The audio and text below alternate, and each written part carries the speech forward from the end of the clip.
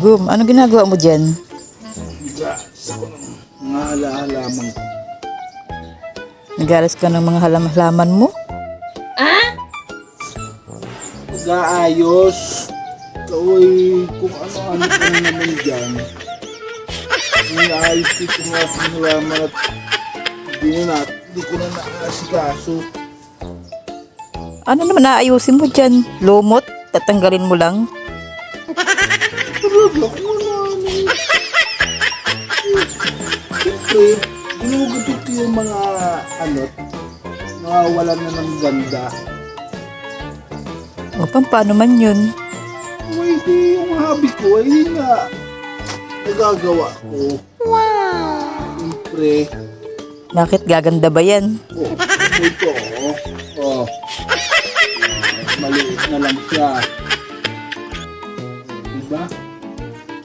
Ito, No.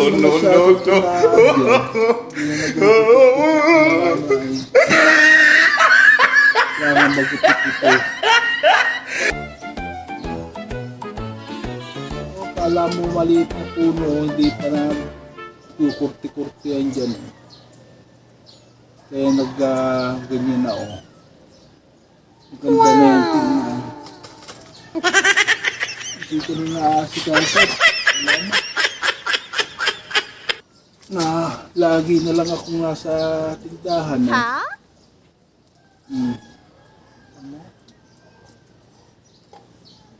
May ano pa ako. Mayroon pa ako ditong Tipaklong? paklong na nagbabantay dito. Di ba?